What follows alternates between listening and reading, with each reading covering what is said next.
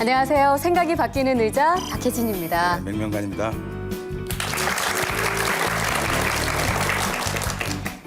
평생 알만 낳다가 털 뽑혀서 먹히고 그렇게 살다 죽고 싶어요? 아, 지금 연기하시는 거예요? 그럼 어떡해요? 그게 우리 팔자인데.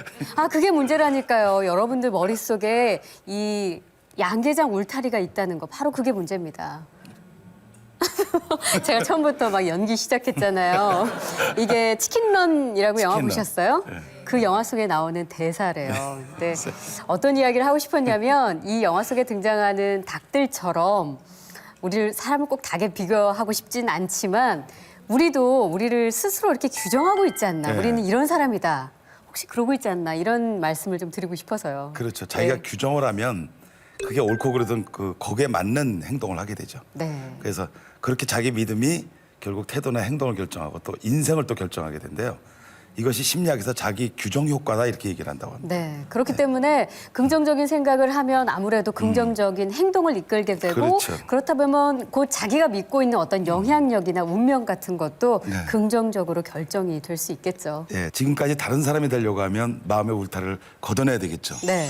예, 자신의 믿음만큼 가능성이 높은 건 없다고 생각해요. 그렇죠. 예, 생각이 바뀌는 의자 시작하겠습니다.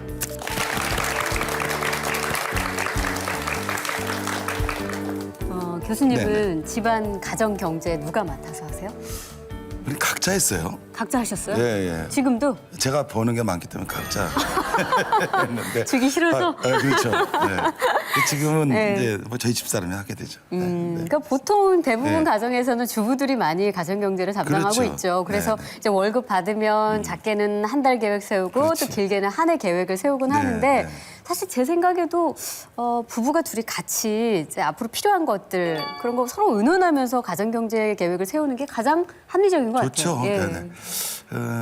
근데 요즘 맞벌이 부부들은요 각자 한답니다. 근데 함께하는 게 전 좋은 것 같아요. 제가 이렇게 살아보니까 네. 제가 더 많이 쓰지 저희 집사람이 더 많이 쓰진 않거든요. 그러니까 함께하는 게 좋고 그래서 이런 구체적인 계획들을 예. 오늘 나오신 분이 해결해 주겠다고 그렇게 하십니다. 네. 자, 미래희망 가정경제연구소의 김남순 대표를 모시겠습니다. 큰 박수로 맞아주세요. 바로 그 도둑 때문에 우리 가정 경제가 힘들고 퍽퍽하다고 느껴지는 겁니다. 그 남는 걸로 살아가는 겁니다. 살아보십시오. 사라집니다.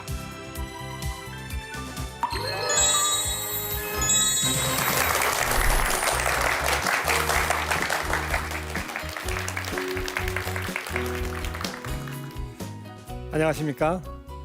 저는 대한민국 가정 경제에 미래의 희망을 드리기 위해서 연구소를 설립한 미래희망 가정경제연구소 김남순 소장입니다. 반갑습니다. 여러분 부자 되고 싶으시죠? 네. 돈 많았으면 좋겠죠? 네. 근데 돈 많으세요? 돈만 생각하면 어떻습니까? 머리 아프죠? 네. 걱정 많으시죠? 네. 예. 그래서 저는 돈에 대한 연구를 지금 한 30년째 하고 있는데 제가 오늘 여러분들 가정에 돈 걱정 없는 그러한 행복한 그런 가정을 만들어 드리기 위해서 나왔습니다. 기대되십니까? 네. 예, 기대하셔도 좋습니다. 자, 여러분 지갑 다 있으시죠? 네. 만일 여러분의 지갑에 누군가 와서 매일 10,000원, 20,000원, 30,000원씩 가져간다면 어떨까요? 너무 속상하겠죠? 근데 그런 도둑이 있습니다. 바로 그 도둑 때문에 우리 가정 경제가 힘들고 퍽퍽하다고 느껴지는 겁니다. 한번 살펴볼까요? 첫 번째 도둑은 뭘까요? 바로 물가라는 도둑입니다. 여러분, 우리는 이제 경제 시간에 이런 걸 배웠습니다. 물가가 상승하면 화폐 가치가 떨어진다. 좀 어려운가요? 쉽게 말씀드리면 여러분들 그 주부님들이 이렇게 장을 보러 갔다 나오시면 이런 말씀을 하십니다. 물가가 너무 올라서 돈 가치가 없네. 그렇죠? 바로 그게 바로 경제학적인 표현인 겁니다. 물가가 올라가면 돈의 가치가 떨어져서 구매력이 낮아지는 거거든요. 즉 옛날에 10만 원 갖고 살 수 있는 게 한 10년 전에 살 수 있는 게 지금은 못 사거나 아니면 20만 원을 들고 가야 살 수 있는 바로 이게 물가의 효과거든요. 제가 우리가 모든 국민이 좋아하는 짜장면을 갖고 설명드리겠습니다. 1975년에 대한민국 전국 짜장면 평균 가격은 140원이었답니다. 그런데 35년 만에 2010년이 됐을 때 짜장면 가격은 4,000원으로 올랐습니다. 몇 배가 오른 거죠? 예, 화면에 보이시죠? 예, 무려 28배가 오른 겁니다. 그런데 이렇게 과거에 오른 거에 대해서 사람들이 놀라지 않습니다. 왜? 지난 일이니까. 그러면 제가 이렇게 여쭤보겠습니다. 그렇다면 앞으로 35년 후인 2045년의 짜장면 가격은 얼마 정도 될까요? 계산하기 어렵겠죠? 그냥 우리가 복잡하니까 쉽게 이렇게 생각해 봅시다. 지난 35년에 28배가 올랐으니까 28배가 오를 것이다. 이렇게 그냥 가정을 해보는 겁니다. 이런 거 갖고 자꾸 묻고 따지면 서로 피곤해집니다. 자, 그러면 4,000원짜리 짜장면이 28배가 오르면 35년 후에 2045년에 얼마일까요? 예. 11만 원이 됩니다. 여러분, 1975년에 살았던 분들은 짜장면 가격이 4,000원 될 거라고 꿈도 안 꿨습니다. 그때 버스 값이 아마 10원, 20원 했을 겁니다. 지금 얼마죠? 1,250원 뭐 이 정도 합니다. 몇 배가 오른 거죠? 60배 오른 겁니다. 어떻습니까? 이렇게 가격이 올라가는 것은 물가 때문입니다. 그런데 이렇게 물가가 오르는데 우리가 갖고 있는 자산 또는 저축, 뭐 예금 또는 월급 이런 것들이 물가만큼 오르지 않는다면 우리의 자산은 줄어드는 효과가 있는 거다. 그래서 우리 가정이 힘들어지는 첫 번째 원인이다. 바로 이것이 우리 가정에 와서 돈을 훔쳐가는 도둑이다. 저는 이렇게 표현을 한 거고요. 두 번째 도둑이 저금리입니다. 여러분, IMF 전에 우리나라 금리는 15%, 17%, 18%였었습니다.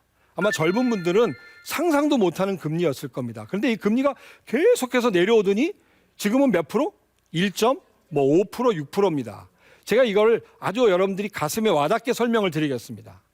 IMF 전에 15%라는 뜻은 은행에다 1억을 맡기면 매월 이자를 125만 원을 줬다는 뜻입니다.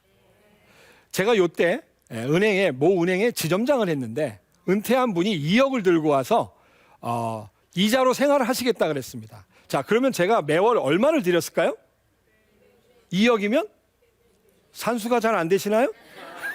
예, 1억이면 125만 원, 2억이면 250만 원. 자, 그러면 지금부터 한 7, 8년 전에 250만 원을 받고 노부부가 살아갈 수 있었을까요? 없었을까요? 예, 충분히 살아갔습니다. 그런데 궁금해졌습니다. 또 뭐가? 요즘엔 그분들이 얼마를 받으실까요? 궁금해요, 안 궁금해요? 예, 궁금하면 500원. 자, 요즘에 은행에 1억을 맡기면 이자를 13만 원 줍니다. 그러면 이 어르신들은 요즘에 2억에 대해서 얼마를 받고 계실까요? 26만 원. 살아갈 수 있을까요, 없을까요? 이게 저금리입니다. 아니, 마이너스금입니다. 물가보다도 낮은 금리. 그 얘기 뭐냐 하면 그만큼 내 자산이 줄어들고 있다. 점점 힘들어지고 있다. 이것이 우리 가정경제를 어렵게 만드는 두 번째 도둑입니다. 자, 세 번째 도둑은 우리가 너무나 잘 아는 고령화 저출산. 이 얘기는 너무나 많이 들어서 사실은 약간 좀 식상합니다. 하지만 여러분, 이것이 우리 가정경제에 미치는 영향이 엄청나다는 걸 아셔야 됩니다. 여러분, 그 사진을 한번 보시면 앞으로 지하철을 타면 경로석이 바뀐답니다. 오른쪽이 경로석, 왼쪽이 일반석. 이게 바로 고령화 저출산의 모습입니다. 여러분들은 지금 즐겁게 웃으셨는데 잠시 후 제 얘기를 들으시면 굉장히 비통해지실 겁니다. 자, 고령화 저출산이 우리 가정에 어떤 영향을 미치나 잠깐 살펴보면요. 가장 중요한 것은 연금 고갈입니다. 여기서 말하는 연금은 공적연금입니다. 우리나라 정부가 국민들에게 주겠다고 약속한 연금, 공적연금이 4가지가 있다고 합니다. 자, 한번 꼽아볼까요? 첫째, 국민연금. 두 번째, 갑자기 이렇게 또 과묵해지시네요. 공무원연금, 사학연금, 군인연금입니다. 아마 대한민국 국민이면 웬만하면 이 4개 중에 한 가지에 해당이 되실 겁니다. 자, 그런데 이 4가지 공적연금 중에 재정이, 고간이 빈 게 2개나 있답니다. 예, 어딘지는 인터넷 들어가서 찾아보시기 바라고. 자, 그러면 안 주나요? 줍니다. 정부가 약속한 거니까. 그럼 무슨 돈에서 줬을까요? 정부 재정에서 지원이 나갑니다. 제가 얼마나 나갔을까 한번 인터넷에서 검색을 해봤더니 2012년에 이 연금이 적자된, 고갈된 두 개의 공적연금에 대한 지원 금액이 3조 4천억. 그 다음에 건강보험도 여러 가지 이유가 있지만 고령화로 인해서 2012년에 적자가 돼서 한 5조 4천억을 지원했다고 합니다. 합의 8조 8천억을 정부 재정에서 지원했습니다. 자, 이렇게 조를 얘기하는데도 눈 하나 깜짝 안 하고 놀라지 않는 여러분들 보면서 저는 지금 매우 당황스럽습니다. 조를 얘기할 때 놀라지 않는 이유는 둘 중에 하나랍니다. 첫째, 집에 조가 있을 때. 두 번째, 조가 뭔지 잘 모를 때. 사실은 조라는 돈은 너무나 어마어마한 천문학적인 돈이기 때문에 사실 저희들이 그렇게 피부에 와닿지 않습니다. 자, 그런데 8조입니다. 그런데 더 놀라운 통계는 이렇게 고령화 저출산이 심해지면 2030년 정도 되면 이 비용만, 이 세 가지의 지원금만 무려 58조. 그러면 이 돈은 어디서 올까요? 정부의 재정은 세금에서. 세금은 누가 낼까요? 국민들이 부담합니다. 직접세, 간접세가 증가되면 결국 우리 가정의 실질 소득이 줄어든 이런 일이 생긴다는 거죠. 어떻습니까? 우리는 가만히 있었는데 그냥 소득이 줄어드는 효과가 생긴 겁니다. 즉 누군가 우리 집에 와서 돈을 가져가는 이러한 일이 일어나고 있다는 겁니다. 세 가지 말씀드렸죠. 그렇기 때문에 우리는 이 사회, 경제, 금융 이 흐름을 잘 지켜봐야 됩니다. 뉴스 열심히 보셔야 됩니다. 우리가 이제 100세 시대 아닙니까? 이렇게 오래 사는 100세 시대의 가정경제 전략을 제가 말씀드리겠습니다. 첫 번째는 가장 중요한 것이 돈을 많이 버는 것보다 중요한 것은 규모 있고 지혜롭게 쓰는 겁니다. 그래서 지출 관리를 잘 하셔야 하는 게 첫 번째인데 지출 관리의 중요한 것은 너무 보여지는 거에 중요시하면 안 된다는 겁니다. 우리는 너무 보여지는 거에 치중하는 그런 경향이 좀 있습니다. 예를 들어서 집, 차, 왜 이렇게 큰 차들을 타는지 모르겠습니다. 그 다음에 뭐 옷, 액세서리, 구두. 여러분, 여러분의 댁에 신발장이 다 있으시죠? 신발장에 혹시 신발 들어갈 틈이 있나요? 근데도 또 삽니다. 왜? 보여지기 위해서. 혹시 옷장은 다치시나요? 안 다칩니다. 왜? 보여지기 위해서 계속 사니까. 이게 문제인 겁니다. 자, 그리고 무계획적 지출이 가정 경제를 망칩니다. 그래서 여러분 예산 결산을 해야 되고 가계부를 쓰셔야 되고요. 특히 이 무절제한 소비가 습관이 되는 걸 막아야 되는데 그 비법을 제가 알려드리겠습니다. 소비가 습관이 안 되는 것이 중요한데 글을 내면 잘 들으십시오. 여러분들이 오늘부터 어떤 그 금액을 정하세요. 10,000원, 20,000원, 30,000원 이상의 물건을 살 때마다 내가 내 스스로에게 묻는 겁니다. 이것이 필요인지 욕구인지. 자, 한번 따라해 볼까요? 필요냐? 욕구냐? 여러분, 그 많은 신발, 그 많은 옷이 대부분은 맞습니다. 우리는 욕구에 의해서 지금도 계속 물건을 사고 있기 때문에 우리 가정 경제가 어려워지는 겁니다. 그래서 여러분들 가족회의를 해서 앞으로 필요인지 욕구인지를 꼭 구분해서 우리가 지출을 하자. 이게 첫 번째고요. 두 번째, 통장 관리만 잘해도 여러분들 돈이 모여집니다. 우리는 월급 통장에서 모든 게 다 결제가 되죠. 그렇죠? 그게 문제였습니다. 왜? 관리가 안 되는 거죠. 그래서 두 개의 통장을 더 만드십시오. 여러분들이 보시기에 한쪽 왼쪽 편에 고정지출 통장이 있어야 됩니다. 여러분 매달 꼬박꼬박 나가는 항목이 있죠.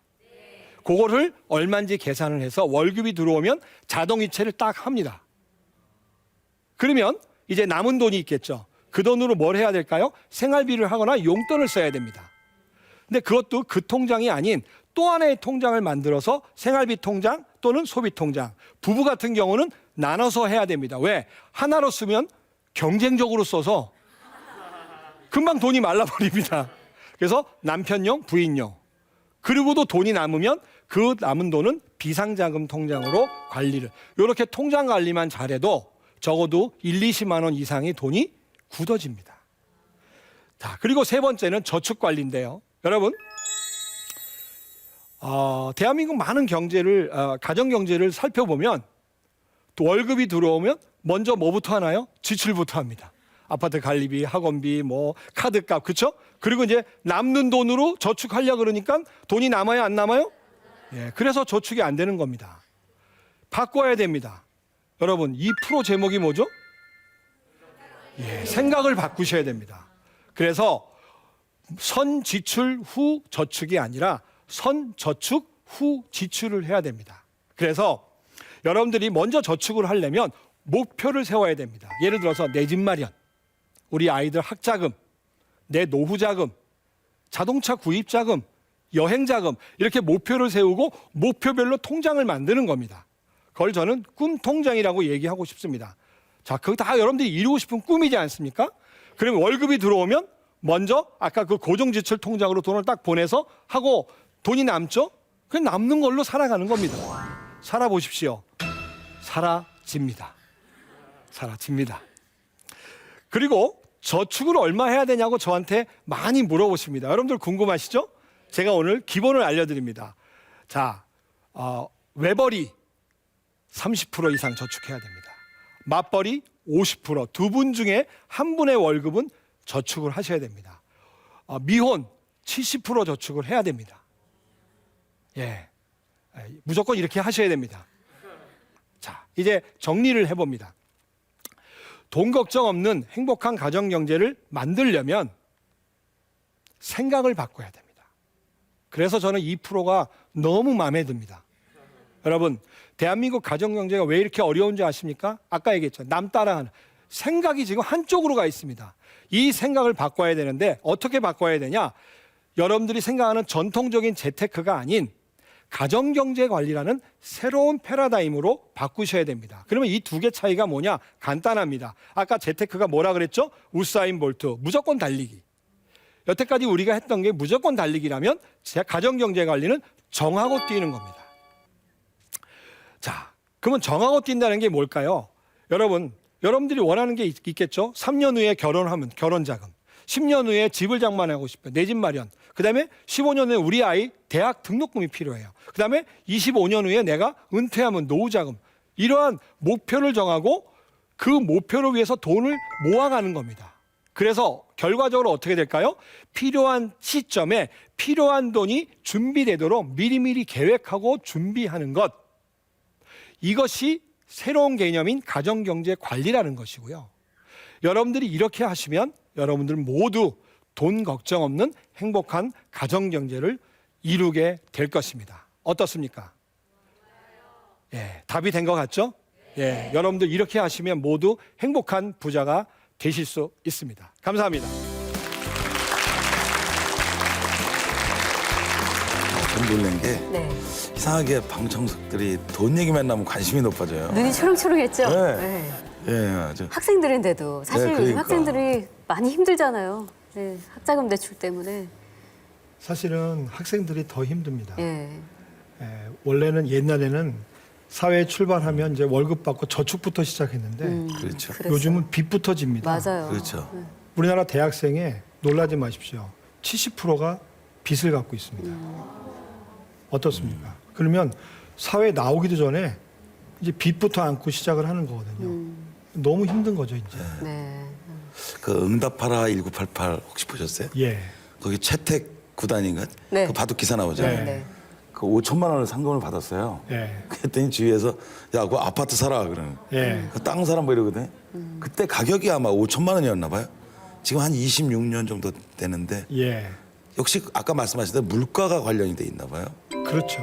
우리 가정경제에 돈을 뺏어가는 게 결국 물가인데 예. 어떻게 보셨어요? 이제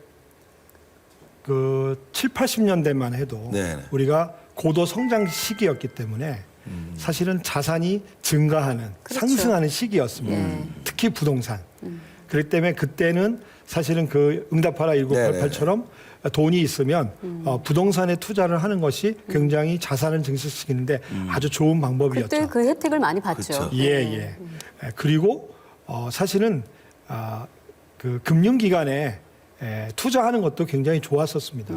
뭐 금리가 뭐 보통 15%에서 20% 사이를 네. 왔다 갔다 했으니까 그런 그 얘기는 돈이 한 4년에 한 번씩 2배로 올랐다는 뜻이거든요. 그렇죠. 복리에 의하면. 네. 그렇기 때문에 사실은 그때는 이제 그 부동산이나 또는 일반 금융 상품 어떤 걸 이용하더라도 사실은 돈이 돈을 낳는 그런 자산 증식 시기였었죠. 그 응답하라 1988 또 한마디 네. 제가 해야 되는데 그 성동일가가 마지막 헤어지면서 이사 간 데가 판교예요. 예. 그랬죠. 근데 그 운전기사가 뭐라고 얘기하냐면 농사 지으러 가세요 이렇게 얘기하거든요. 예. 그 판교에는 아무것도 없는데 이렇게 얘기하는데 그렇죠. 그래서 저는 성동일가가 굉장히 돈을 벌었지 않았는가 판교에. 그러면 서민들이 유일하게 돈을 벌 수 있는 거는 그런 부동산이었을 거라고요. 예. 지금 이제 아껴서 잘 산다란 이거는 별로 이렇게 믿음이 안 가는 것처럼 우리가 들리고 있는데 네. 이 부분에서 어떻게 생각하세요?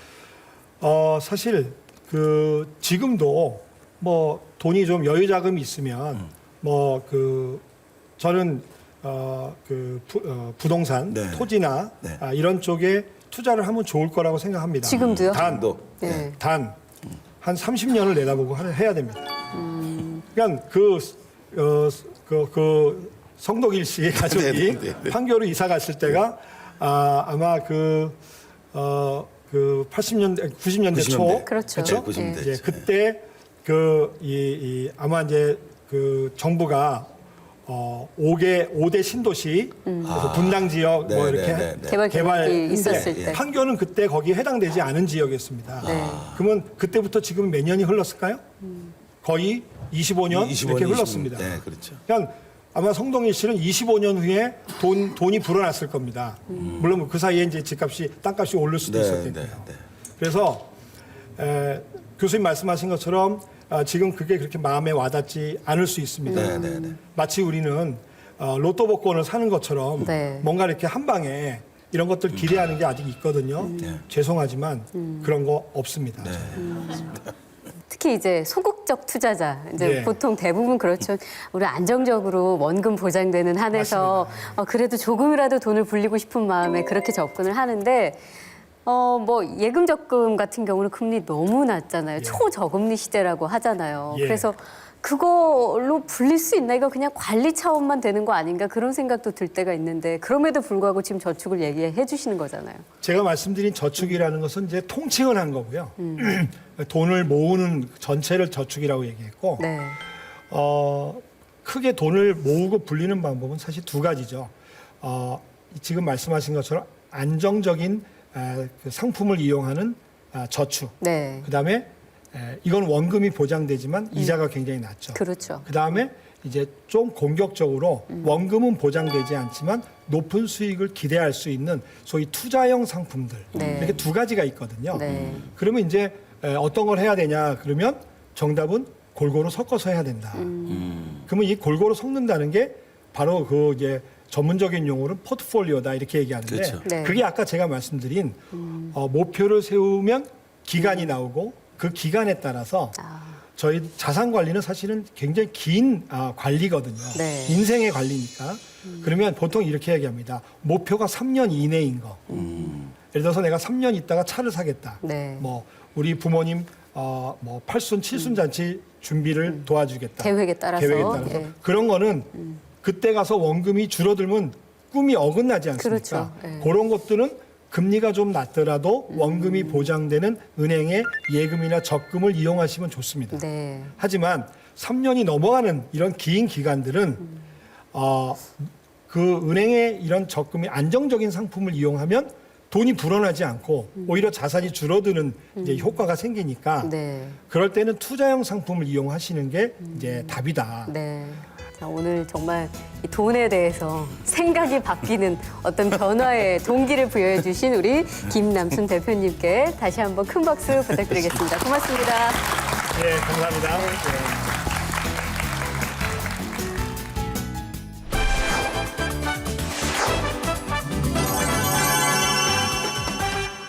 이런 광고들 아마 많이 보셨을 거예요. 취업이 잘 되는 학교, 취업률이 높은 학교 맞아요. 이렇게 광고가 많이 나오죠. 요즘 대학은 사실 학문을 수양하는 그런 공간이 아니라 이렇게 어떤 취업을 위한 직업 양성소 같은 예, 그렇게 예. 좀 변해버린 것 같은 생각이 들어요. 도서관에 가보면요. 예. 이게 학문의 완성을 해서 공부하는 게 아니라 스펙을 쌓아서 그렇죠. 하는 거예요. 네. 제가 봐도 좀 안타까운데 그렇게 공부해서 취업을 하면 네. 정말 환한 미래가 올까요? 그러게 와야 되는데 요즘 현실이 참 그렇지 못하죠. 그렇죠. 네. 자, 오늘 나오실 강연자분은 스티브 잡스가 했던 유명한 말 있죠. 만일 오늘이 내 인생의 마지막 날이라면 지금 하려고 하던 일을 계속 할 것인가. 그렇죠. 그 말에 충격을 받고 퇴사를 한 이후에 본인이 하고 싶은 일을 시작하신 분입니다. 자, 인지 코칭 강사이자 학력 파괴자들의 저자인 정선주 작가를 모시겠습니다. 박수로 맞아주시죠. 우리는 있지도 않은 평균을 가지고 사람을 평가하죠. 열등생, 나고자, 그쵸? 그것이 전혀 의미 없는 기준이라는 겁니다, 여러분. 믿을 필요가 없다는 거예요. 이 난독증이나 ADHD가 장애가 아니고 또 다른 가능성이라는 거죠. 다르게 볼 수 있는 능력.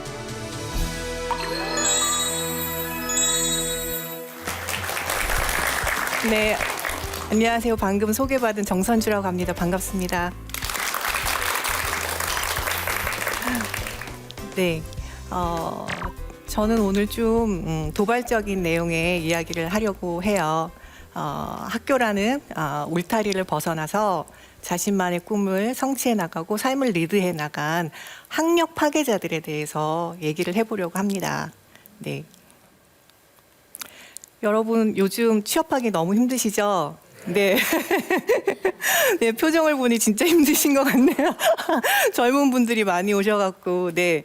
지금 요즘 취업이 너무 힘들어서 매일 나오는 뉴스만 봐도 정말 가슴이 아프더라고요. 앞으로 10년간 여전히 대졸의 79만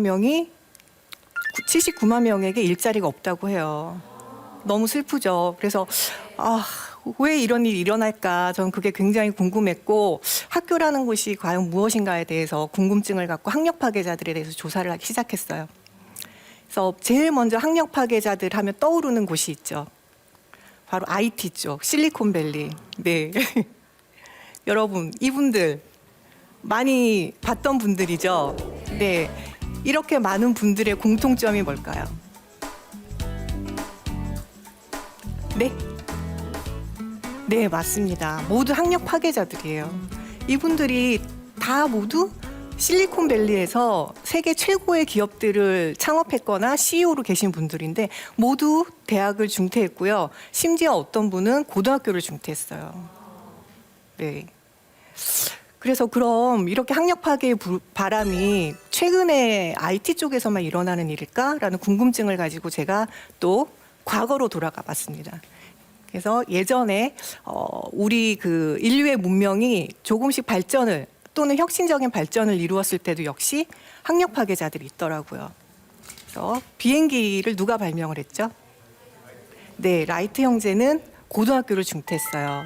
그래서 비행기를 만든 거는 독학으로 본인들이 새가 하늘을 날 수 있다면 사람도 날 수 있다라는 확신을 가지고 데이터를 모아서 본인들이 실험을 해서 만든 거예요. 예, 이분들은 자전거 수리공들이었죠. 다음 이제 현대로 다시 넘어와 보겠습니다. 빌 게이츠가 모든 사람들의 책상 위에 PC를 한 대씩 놨죠. 근데 이 컴퓨터가 어디로 왔나요, 이제? 예, 우리들 손안으로 들어왔죠. 이 다음 PC와 스마트폰을 잇는 차세대 컴퓨팅 플랫폼이 뭔지 아세요, 여러분? 네? 네, 시계는 아니고요. 혹시 이거 본 적 있으세요? 가상현실 기기입니다.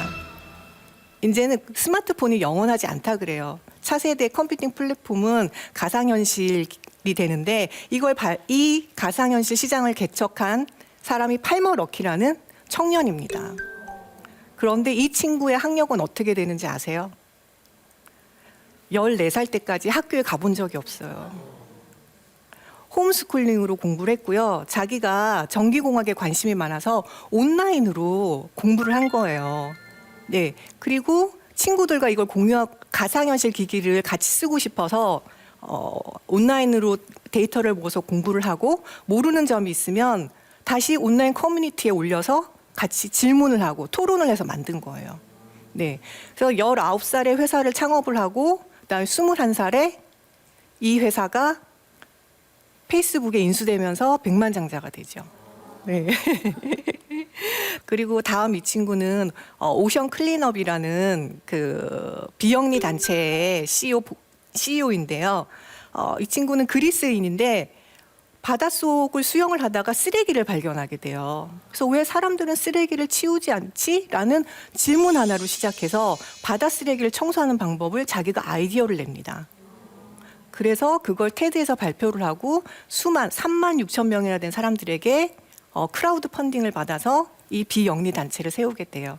그래서 유엔에서 정한 그 환경 대상까지 최연소로 수상을 하게 됩니다.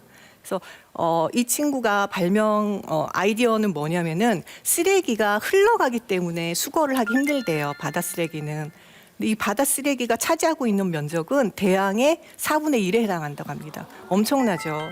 치우지 않으면 안 되겠죠. 근데 세계적인 전문가들도 손을 놓고 있었어요. 방법이 없다고. 그래서 이 친구가 왜 시도도 해보지 않고 안 하냐 그러면서 자기가 한 거예요. 그래서 사진에 보시는 이 플라스틱 V 막대에 쓰레기가 이쪽으로 몰리게끔 이제 연구를 한 거예요. 역발상으로 만들어낸 거죠. 네, 또 다른 모험생은요. 이 친구는 한국에서는 아주 유명하진 않지만 미국에서는 유명한 텀블러라는 SNS를 만든 데이비드 카프예요. 데이비드 카프는 너무 컴퓨터를 좋아했어요. 중고등학교 때. 그래서 컴퓨터만 하는 거예요. 그래서 어머님이 교사였는데 우리나라 같으면 너무 속상했겠죠. 근데 이 어머님은 이 친구에게 너의 열정을 불태울 곳은 컴퓨터이니 학교를 그만두고 컴퓨터만 하렴 이렇게 한 거예요. 네, 그래서 학교를 그만두고 컴퓨터에 올인해서 21살에 회사를 창업하고요. 이 텀블러가 야후에 인수가 되면서 26살에 세계 최연소 억만장자가 됩니다. 네. 그리고 또 한 분 우리나라의 그런 모험생들을 보여드릴게요. 이거 여러분이 좋아하시는 거예요. 밥버거 좋아하시죠? 네, 우리나라에서 최초로 밥버거를 만든 봉구스버거의 오세린 CEO인데요. 이분은 어릴 때부터 너무 사업이 하고 싶은데 부모님이 공부만 시킨 거예요. 그래서 고등학교를 중퇴를 했지만 부모님의 설득에 의해서 대학을 합격은 했어요. 근데 도저히 대학을 다닐 이유를 못 찾는 거예요. 그래서 입학한 지 2주 만에 등록금을 환불받아서 장사를 시작합니다. 등록금이 많지 않으니까 처음 노점상부터 시작을 한 거예요.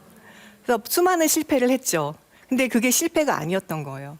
실패를 하면서 한 가지 눈에 들어온 게 주먹밥이 너무 잘 팔리는데 이걸 다양화하는 사람들이 아무도 없더라는 거죠. 그래서 이분은 주먹밥을 다양화시키는 걸 연구해서 이렇게 체인점을 10개나 되는 체인점을 만드셨습니다. 다음 열등생들에 대해서 볼게요. 자, 하버드 교수인데요. 이분은요. ADHD를 갖고 계세요. 그래서 너무너무 악동이었어요. 악동. 그래서 학교도 졸업을 못할 정도의 점수여갖고 그냥 자퇴를 합니다. 근데 부모님이 밀어주셨죠. 너를 그래도 사랑해. 네가 아직 좋아하는 걸 못 찾았기 때문이야. 도전을 해봐. 그래서 자신이 좋아하는 거를 공부를 시작해서 하버드에 들어가고 교수까지 됩니다.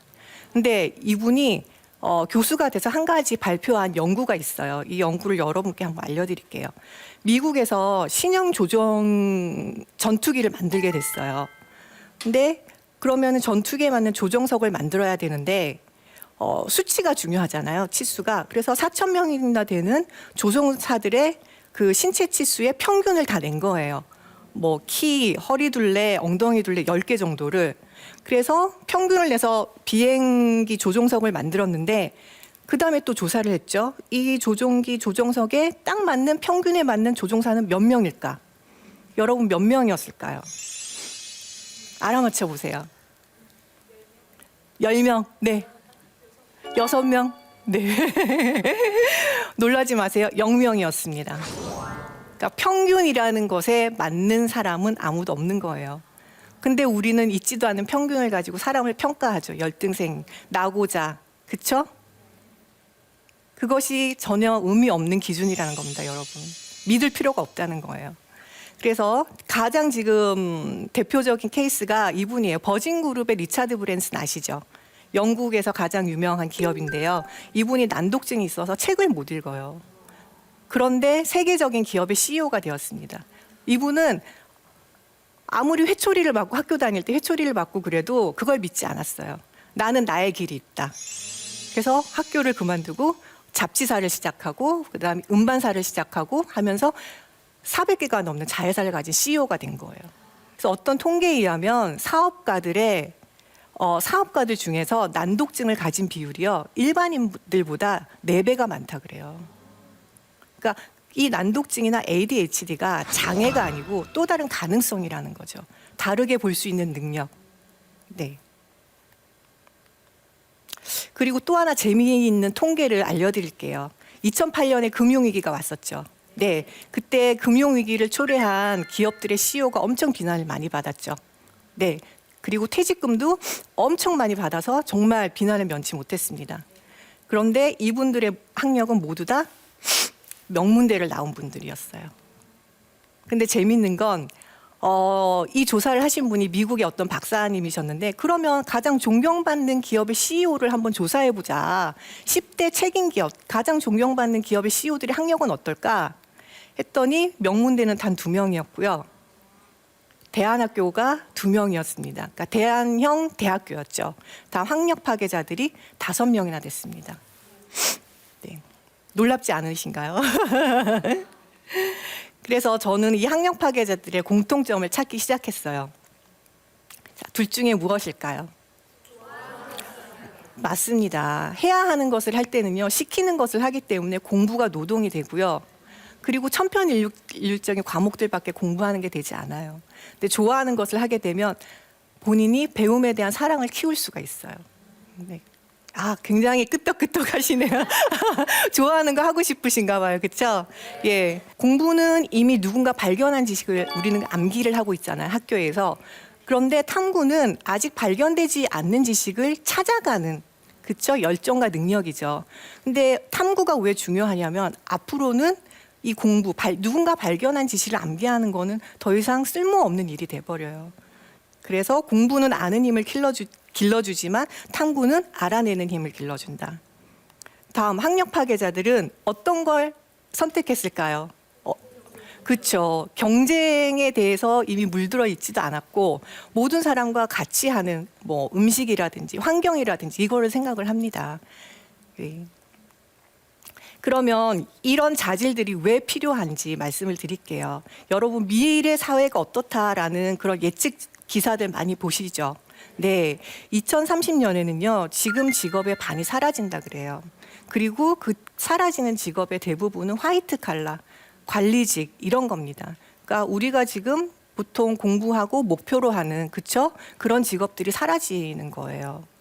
그러니까 지금의 교육 형태는 달라져야 질 수밖에 없는 거죠. 게다가 인공지능이 정말 매일매일 인공지능이 어느 정도 발달이 되는지에 대해서 기사들이 쏟아져 나오고 있어요.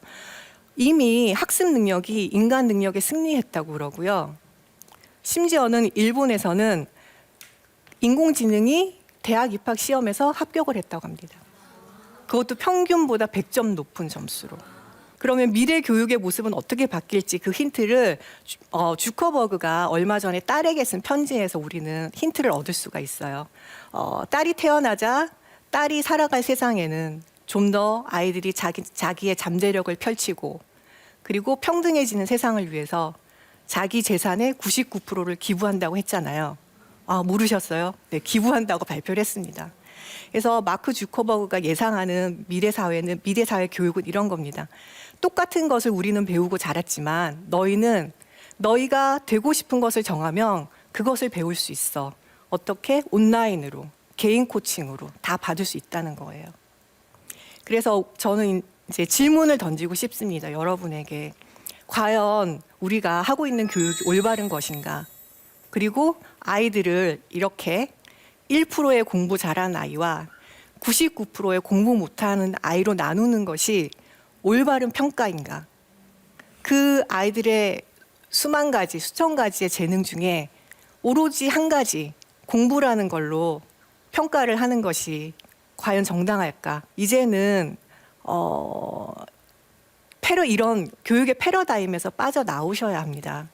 그래서 입시 위주의 이제 교육에서 미래 사회에 알맞는 정말 역량 있는 친구들을 만들어내기 위해서 한번 같이 고민하고 예, 노력했으면 좋겠습니다. 네, 감사합니다.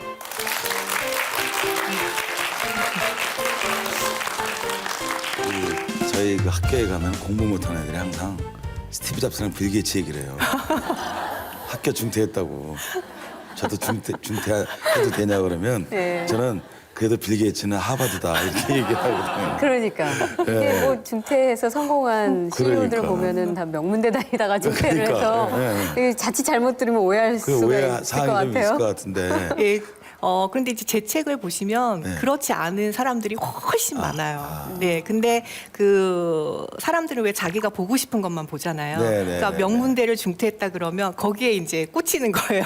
이랬으니까 그래도 됐지. 네. 예. 그런데 그러니까 방점이 학력 파괴를 하면 모두가 성공할 가능성이 높다가 아니라 그렇죠. 학력 파괴를 맞아요. 한 이후에 그 사람들이 거쳐온 과정, 네. 노력, 네. 그리고 이 사람들 얼마나 구체적으로 어떤 맞아요. 것에 관심이 있었는가 뭐 이런 이야기들이 사실 오늘 시간이 짧아서 구체적으로 네. 되어 있지 않아서 맞아요. 그런데 그 부분에 방점이 있는 거겠죠. 어쩜 이렇게 정리를 잘하세요? 아니, 오해하시고 또 학교 그만두실까 봐 그러니까. 걱정이 돼서.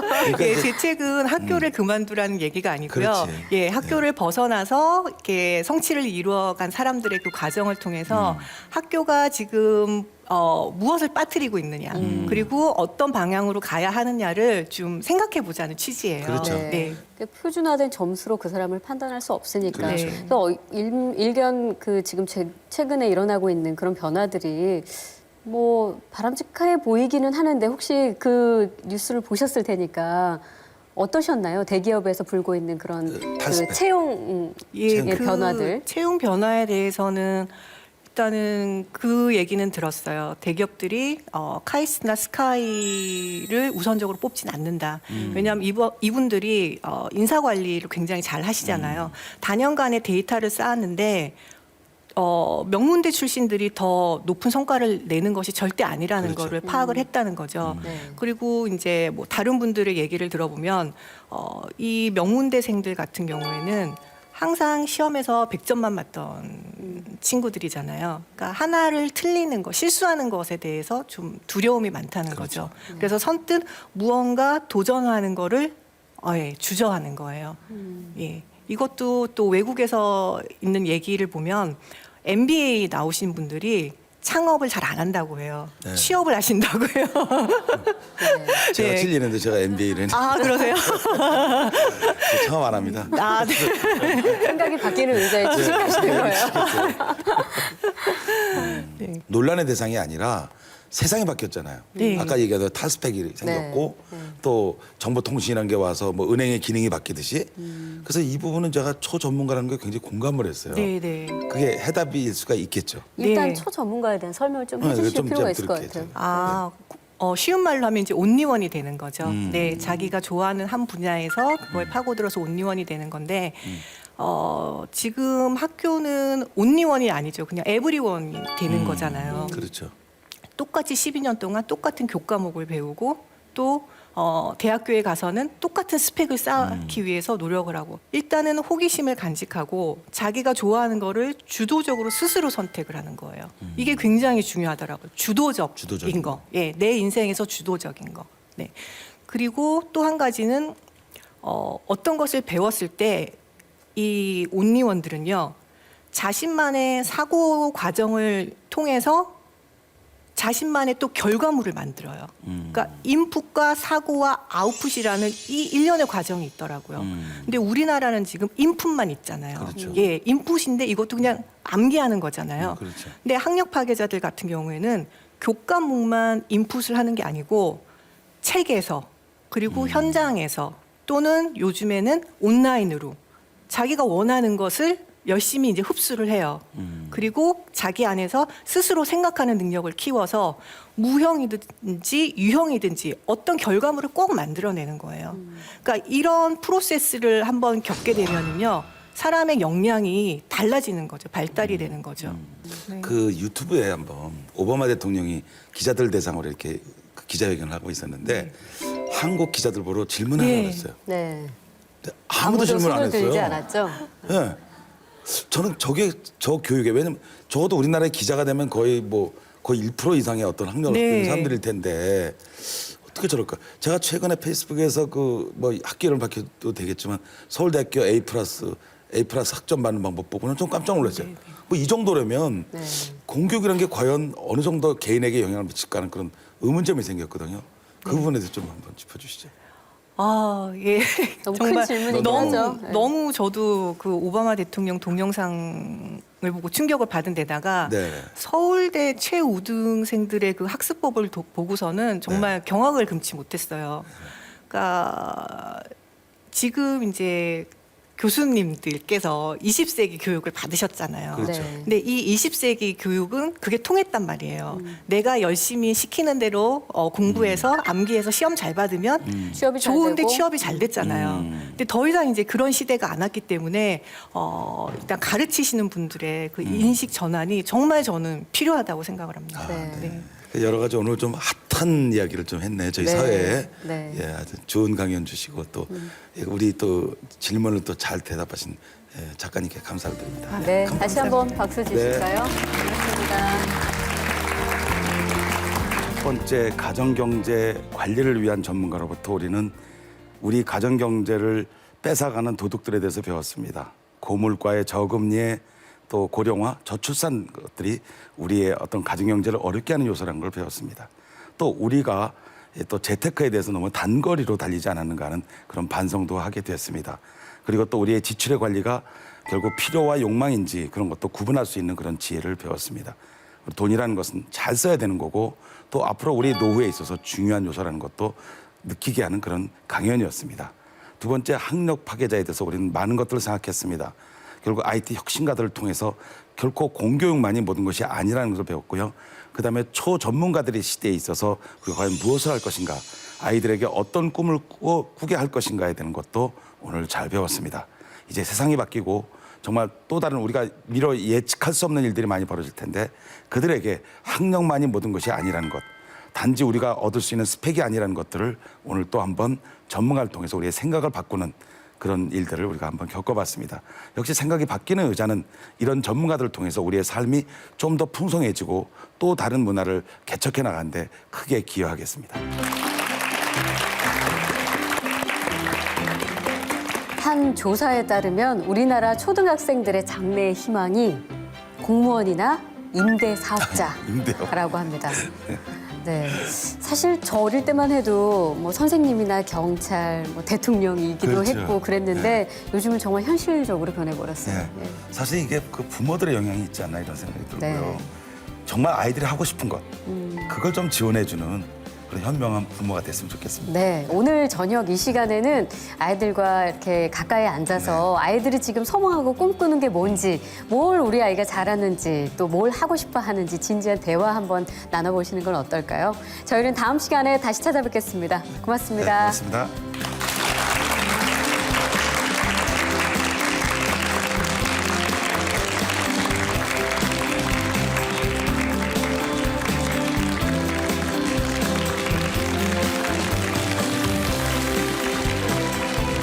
우리는 있지도 않은 평균을 가지고 사람을 평가하죠. 열등생, 나고자, 그쵸?